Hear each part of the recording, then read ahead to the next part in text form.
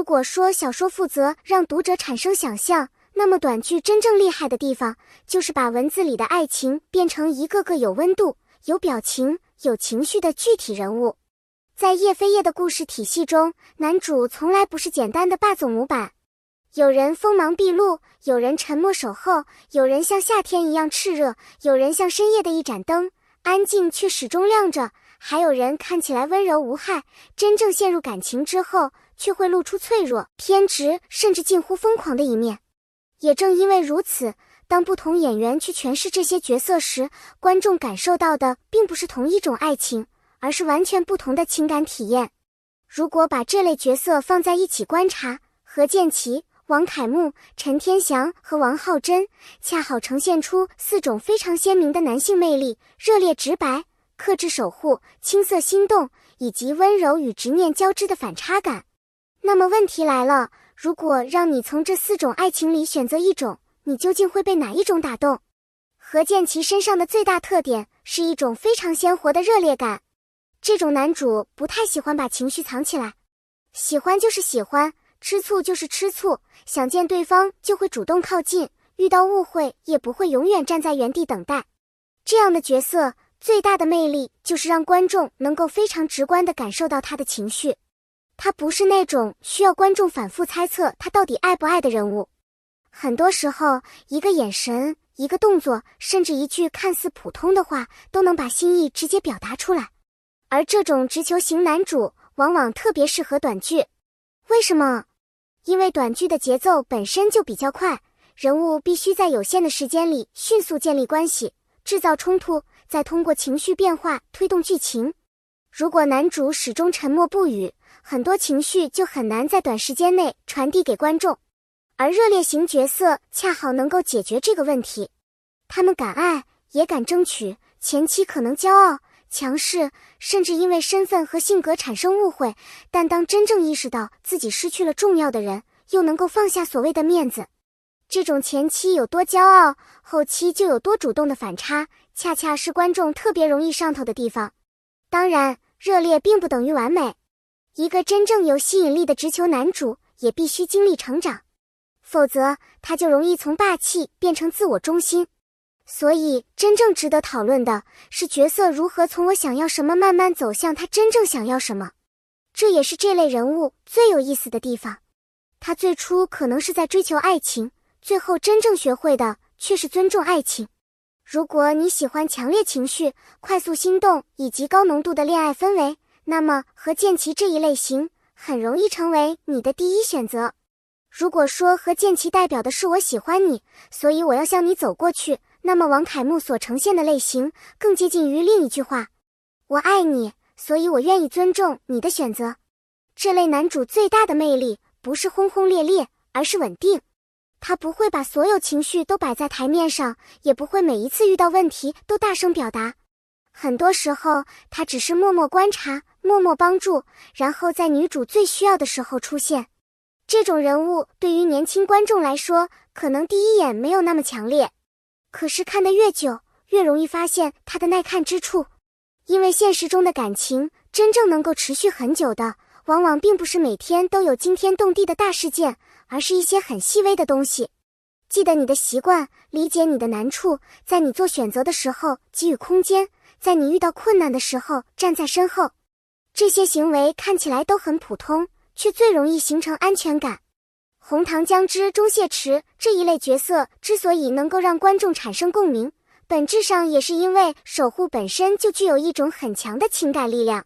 爱一个人并不意味着一定要得到他，有时候真正成熟的爱情是即使结局不按照自己的期待发展，也依然希望对方过得好。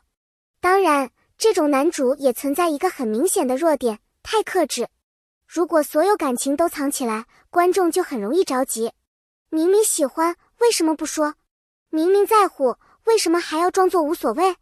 也正因为这种想说却没有说出口的情绪，才形成了暗恋故事最让人心疼的部分。所以王凯木型男主的吸引力不在于瞬间点燃，而在于慢慢升温。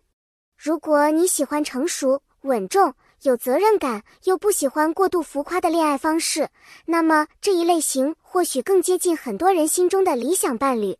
在众多强势男主之中，陈天祥代表的少年感显得格外特别。他没有那么浓重的攻击性，也没有时时刻刻都在强调身份和能力。他的魅力更多来自一种干净、自然的感觉。这样的角色很容易让观众想到校园时代，可能是课间的一次回头，可能是放学路上的并肩同行，也可能是两个人明明都已经心动，却偏偏谁都不愿意先说出口。这种爱情没有太复杂的算计，甚至有时候男主自己都没有完全意识到，他什么时候开始把另一个人放进了自己的生活。这就是少年感最动人的地方，不是因为角色永远幼稚，而是因为他的感情足够真。他可能会嘴硬，会别扭，会因为害羞而做出一些笨拙的举动，也可能在真正面对感情的时候，第一次意识到，原来喜欢一个人并没有想象中那么简单。与成熟男主相比，这种角色的成长空间更加明显。观众看到的不是一个已经完成的人，而是一个正在学习如何去爱的人。从抗拒到接受，从陌生到熟悉，从习惯一个人的生活，到突然发现某个人已经成为生活的一部分。这个过程就是少年爱情最迷人的地方。而且对于短剧而言，少年感还有一个天然优势，它很容易制造氛围。校服、教室、操场、夏天、晚风、课桌上的纸条，这些元素本身就带有青春记忆。所以当一个拥有清爽气质的演员进入这样的故事，观众往往很容易产生代入感。如果你喜欢的是简单、纯粹、没有太多套路的爱情，那么陈天祥这一型可能就是最容易让你想起青春的一款。如果前面三种类型都比较容易理解，那么王浩真这一类角色最大的关键词就是反差。第一眼看上去，他给人的感觉可能是温和、斯文，甚至带着一点距离感。但当剧情深入之后，观众会发现，这种温柔并不意味着角色内心永远平静。相反，他可能拥有非常强烈的情感需求。越在乎，就越容易敏感；越害怕失去，就越容易产生执念；越想保护一段关系，有时候反而越容易因为误会而把彼此推远。这也是温柔疯批类型最复杂的地方。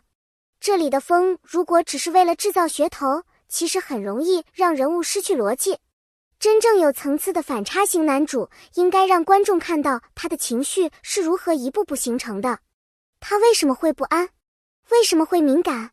为什么明明深爱，却又不断拒绝？为什么明明希望对方留下，却偏偏做出伤害关系的决定？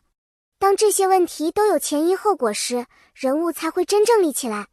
国民老公带回家，相关角色所展现出的隐忍、误会与情感拉扯，也正是这类人物容易引发讨论的原因之一。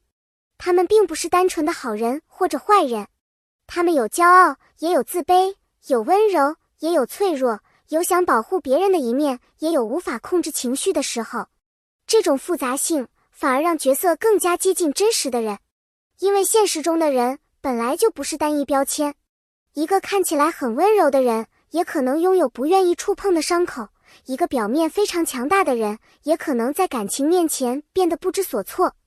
所以王浩真这一类型真正吸引人的地方，并不是所谓的疯，而是温柔与脆弱之间产生的巨大反差。当一个看起来很平静的人突然暴露自己的真实情绪，戏剧张力自然就会被放大。如果你喜欢复杂的人物关系、强烈的情绪拉扯，以及表面平静、内心汹涌的爱情，那么这一型往往最容易让人反复回味。把4位男主放在一起看，会发现他们其实代表了4种完全不同的情感需求。何建奇是我喜欢你，所以我会主动奔向你。王凯木是我喜欢你，所以我愿意给你安全感和选择权。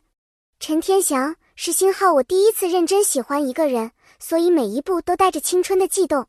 王浩真则是我太在乎这段感情，所以爱与不安不断交织。这4种类型没有谁绝对更好，因为观众喜欢的从来不只是演员的外形，也不仅仅是某一个名场面。真正让人产生共鸣的是角色身上有没有某一种东西，恰好对应了自己对于爱情的想象。有人喜欢直球，因为不想猜；有人喜欢成熟，因为需要稳定；有人喜欢